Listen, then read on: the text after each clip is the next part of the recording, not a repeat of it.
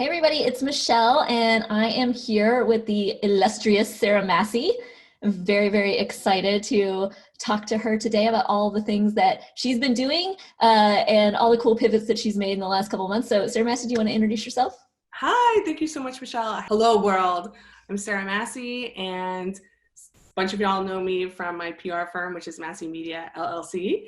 And I also started a new project that I'm calling Joy, but it's available at Joie.dance. And we built our own platform for hosting basically nightclubs every weekend on the internet, online. It's really, really, really, really, really, really cool what you have been doing, and I'm so excited to get into all the details of it.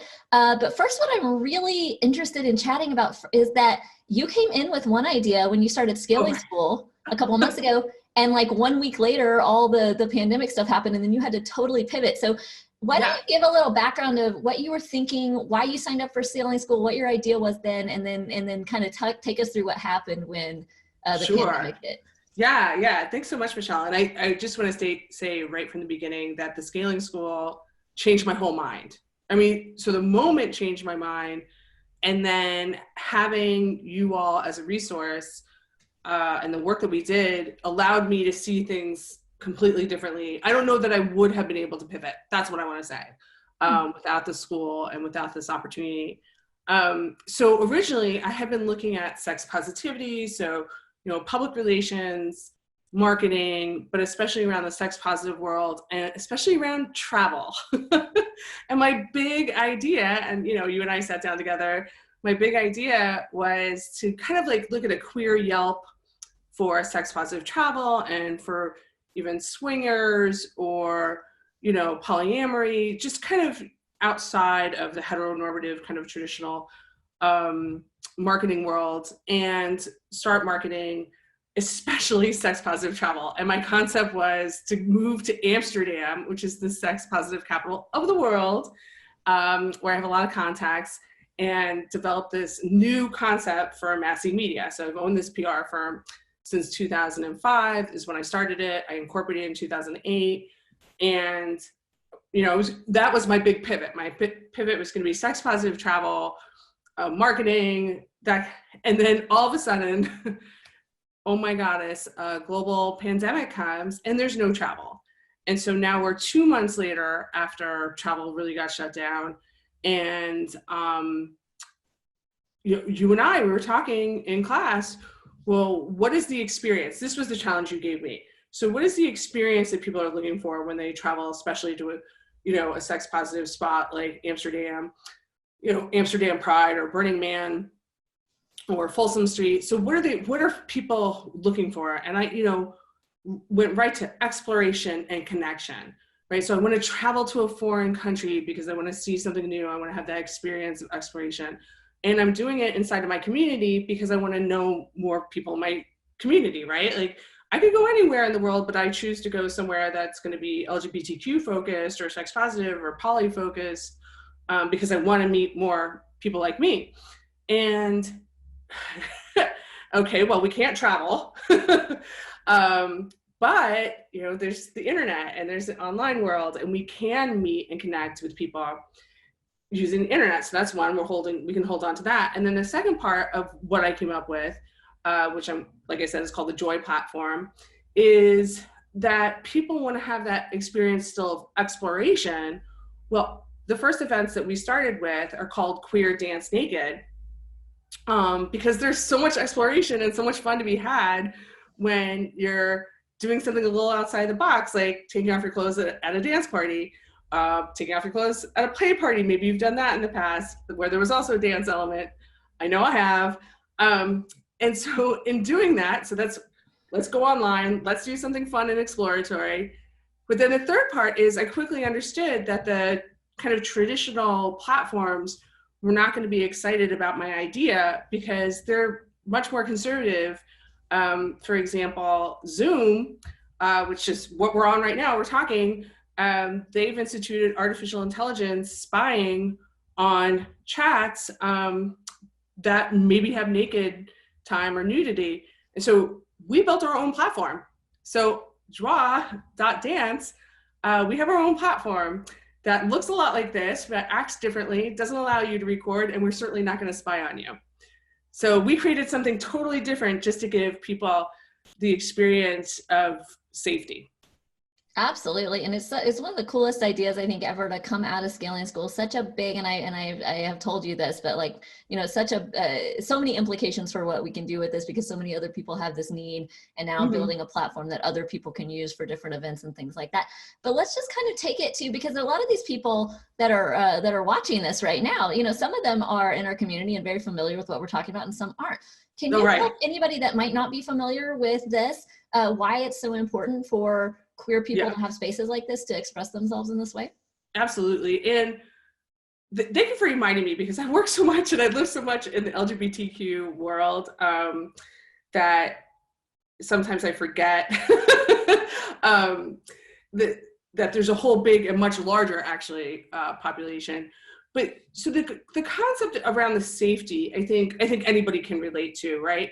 Is that if I want to be able to be free to be myself, I want to have a space that I know was developed for me, and that would have been the physical world as well, and it still is the physical world, and we're going to deal with that as soon as we can get back to travel and such. But like, you know, has a club owner or a party thrower really considered all the needs of the LGBTQ community? Have they considered safety? Have they considered you know, homophobia, sexism, other aspects that can really creep into an event and make it not safe and make it not fun, and make it, you know, people are flawed, we mess up, we're not perfect. And so these spaces that I'm really seeking are safe spaces and center queerness. And so that's why these particular set of events, the first set of events that we're doing on our platform, are called Queer Dance Naked, because we really want LGBTQ folks, queer folks, to know that we're thinking of you, we are you, we're safe for you. And also, there's an aspect of queerness that can benefit the whole population, right? Like, those of us who have overcome oppression and marginalization have a lot to teach others. And it's in these LGBTQ spaces where I have learned how to be more free and more liberated. And we have this that we can share. So I don't quiz who comes to our parties at all, right? Because like, if you're attracted to our events, we've thrown 6 events. If you're attracted to our events, we have something for you. I don't care what, you know, obviously what your gender is or your sexuality is or your relationship dynamics. And I just happen to know that a bunch of people who are not LGBTQ have shown up because I just happen to know them. And they've also responded to me about how happy they are to be in a space where they feel like they can be themselves. So it's really about safety and about expression, and ultimately about liberation too, in this moment when our bodies are confined. I'm like living in these 4 walls and I'm only seeing a couple of people in my life on a regular basis. It's wonderful to take off my clothes and be seen and have other people seeing me. Maybe I don't want to take off my clothes because I'm not into it. I can wear whatever I want. People are encouraged to wear what they want and do what they want at the events, and so, that are safe and consenting and joyous. But it's about who are we going to be when we come out on the other side as well. So are we going to go back to homophobia and transphobia, fatphobia, or can we take this time to really think about the world that we want to live in? And the world I want to live in doesn't spy on people, isn't censoring LGBTQ content, you know, stuff like that. You're bringing up kind of an interesting point about freedom too. I mean, when we talk about, we're all feeling very confined right now, and obviously, you know, the conditions are pretty oppressive for everyone. You know, everybody around the world to different degrees, but in an unprecedented sense, so many different people feeling this. Talk to me about the need for feeling free. And what this does, you know, the need that this fulfills for people that have been, you know, basically living Groundhog Day right now for a couple of months. Right. And I'm getting the responses, and Michelle, you know, I would like to share them with you as well, because people telling me that they're experiencing liberation, I've never felt this way before. Right. So somebody's been living their life, I guess, made around 40 years on the planet. They never felt like they could be free to take off their clothes. And so they took this opportunity that they knew that I was creating, and they went for it. And they're like, oh my gosh, I've never even experienced this before, ever. And now I can do this, and now I can be online. So for me as an activist, you know, it's probably coming across, I'm a social justice activist. That's super important to me, that we have that taste of liberation, so that we can keep pushing for it. So if we can't even touch it and we don't even know what it looks like, how do we push for it at this time when it's really important to push? Like the societal pressure is pushing us down. Well, just because it has to, right? Because we all have to stay away from each other, but that's really oppressive. So if I don't have a taste of liberation and freedom, am I going to fight against what could be even worse oppression? Could be an oppressive government comes in and takes over because everybody's at home. And so there's that aspect of it. And then there's just like the really personal individual, like if I can't have a moment where I'm enjoying my body in a time when I'm scared and I'm physically scared and my body is scared, am I going to be able to be resilient? And that's something I've learned also. It's the intersection of the art and the activism that creates that resiliency. Mm-hmm. And so let me tell you, Sunday morning when I wake up after my events, I am like, okay, we got this. We're going to get over COVID-19 and we're going to save the planet and we're going to employ a whole bunch of people. And I feel good. I feel good. Regardless of whether I took off my clothes, I always dance around and I watch what's happening on the screen. I monitor. But I always just feel great that like 20, 30 people got together and had a great time at a time when it's really hard to have a good time.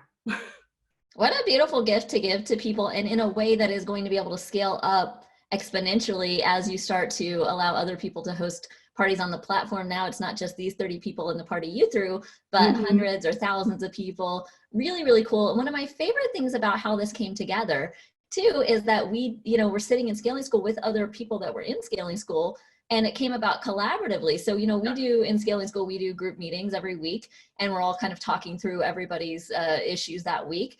And so Sarah Massey and I were having this discussion, and then Riley pops up and says, oh, I can build that, And so shout out to Riley and Cloudwing. We'll just get that plug in here for him. But for him to say, I actually can build this, and for this to see the two of you collaborate while you were there. Talk to us about that and how that felt. So I think, now that we're talking about it too, I think it might have been our very first homework class that I got on, and I was like, y'all, I'm in trouble because I have been researching sex positivity for a year. I've been thinking about, pivoting my company to do travel and sex positivity. And then you gave the challenge question, well, what are people looking for? And then when we started talking about the platform, and immediately I realized that I needed something to not be in this box, because where I'm going is outside the box, and I needed to. But I didn't even know that you could do that. I really did not know. So, I don't want to expose myself as not being the tech genius that I'm going to be when I'm, running a huge platform. But I'm a marketer, so I didn't know how easy it would be or how it could be. And then so to have Riley say, I believe I can build this for you. And I believe that we can create something, and have another person who's an entrepreneur, whose clients are similar to mine, who really understand what it means to facilitate, development, especially in the queer world. Boom, boom, boom. And then all of a sudden I'm like, oh my gosh, I own an invention. Like, to me, it's also been really inspiring to say, okay, we've created something that is real, that we can use, and we're selling tickets to come to our events. And yes, I want to be in a position that other folks who want to come onto the platform and license, right? Like, we're licensing this technology right now, but license the tech so that they can have the experience that they deserve and want. I don't like the idea of these mega corporations telling me how I can live my life. I'm an adult, and if I want to take off my clothes and dance to Prince, I should be allowed to. Absolutely. Absolutely. And you are, and I am on my platform. And on your own thing. And like, so much entrepreneurship comes from, there's this thing that I want and it doesn't exist, and I bet other people want it too. And of course we want to make sure other people want it too. We don't just want to do it because we want it. But like, some of the best, coolest ideas come out of, here's a need that's not being met. Here's how I think I can meet it. And let's make that, let's marry those two things together. And you've done that so beautifully. So, a lot of people watch these videos because they're interested in working with us. They're interested in doing scaling school. They should be. And they call, thank you. They call us up and they say, it sounds great, but you're a stranger from the internet. And can I please have 5 phone numbers for your clients? And I say, no, they would be really mad at me if I gave out their phone numbers, but you can watch the video. So there, you know, they might be watching this video. What would you say to somebody who's on the fence about doing it? Yeah. About your experience? Well, I mean, first of all, I felt really confident through our conversation, Michelle, that, you know, you've known me for years in different ways. We've both been in business for a long time in the Washington, D.C. area. And you treated me as I would expect as a smart business person. You know, is Sarah Massey in a position to make the pivots that she needs to do to make her company grow? And so that was a really important conversation. And it just facilitated my ability to say to myself, am I ready to do something like that? Am I ready to take a significant leap and make a new investment in myself and in my company? So that was just great. So I had the confidence that you understood where I was coming from, and then I was the right fit. And then I don't know how people or how companies, I mean, I think in this moment, this particular moment, there is nothing better than going to a school and, you know, going with a whole cohort who can say, this is how to pivot, and this is how we have to pivot, and this is what we're going to do in this moment, right? Because a lot of businesses of a particular type of model are not going to be able to do the business that they want to do. And then we don't know when, right? So my idea around sex positive travel and marketing, I cannot do that right now. I don't know when I'm going to be able to do that. I do hope to come back to that concept after I've built this great platform, engaged a ton of people on it, created events and offerings and, you know, all of that. And then when the in real life world opens again, we can then add that to our offerings, right? We can figure out how to add that as well. We could be a mega media corporation, by the way. I know. That's where I'm going. And so I think like, and that, so the 8 weeks in the coursework, really for me was about accessing, you know, you've got the master's in business at all different levels, and really accessing what that means for how do I grow into the economic sustainability that I need, that I want. And I don't know if I could have done that without you. And I know I couldn't have, especially in this moment, like to have gone from, oh, my business is a travel business to, oh my gosh, there's no travel. If I hadn't had you, I don't know that I would have been able to turn this around in this way. And now, so I probably would have been able to, you know, throw queer dance naked parties, but I wouldn't have then known, well, do other people want to do that? And are they going to come onto my platform? And how am I going to make money at it? And how am I going to grow and sustain the community? That's what I really want to do as well, sustain our community. Absolutely. And we're so proud of what you've done. It's been so wonderful to watch and be a part of. It's so exciting. And you're the exact type of person that we like to work with, which are people who have a social mission and, you know, a social justice angle to what they're doing. You know, I will tell people sometimes I'm not interested in just helping whoever get rich, somebody that just wants to line their wrist with Rolexes or whatever, like they can go figure out how to do that. And there's nothing wrong with it. That's fine. But my mission in life is to help people who are going to have some kind of social impact with their work, and to help those types of people, yes, get rich so that you can turn around and have a greater impact, because the more resources go to people like you, the greater community impact that we can have, and the more that you're giving back. So yeah, I'm convinced. It's been a shining example of that for us. Well, I'm also convinced, and you know, folks also know me from the nonprofit world, and to me, I'm really, really interested in showing that the market also wants social change. Mm-hmm. That's what I'm really interested in. It's like, okay, so we can do social change with nonprofits, and we can do social change in these other ways, but can the market actually support a social change business? I believe that it can. I believe that there's a ton of money that people want to spend with queer businesses that have a social mission. And it's up to us, the entrepreneurs and the visionaries, to get out there and make those offerings. And then when we grow, we're going to incorporate it as a B corporation, as a triple bottom line business, because I also want to prove that, right? I want to prove like you can absolutely make a good living for yourself and your family and your community, and employ people, and benefit the environment, and benefit the workers. I know it's doable. I just need to get out here and get more time. Absolutely. I love it. Such it's a beautiful been a week that we're selling tickets, and we're, you know, and that's the beginning. Here we go. Here we go. Tickets are on sale. We're selling tickets.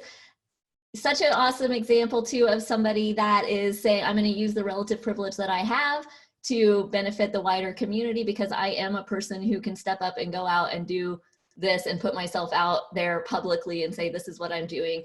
And for other people that might not feel as comfortable doing that, I'm going to create a space where we can all be free and we can all express ourselves. And I think that is beautiful, and I love it so much, and it makes me so, so happy. So thank you so much for doing this with us and for sharing your light and joy with everybody, and your brilliance. I know you're inspiring to so many people that are watching this, and you inspire me every single day. So it's just been a pleasure working with you, and this has just been, can't wait to see what happens next.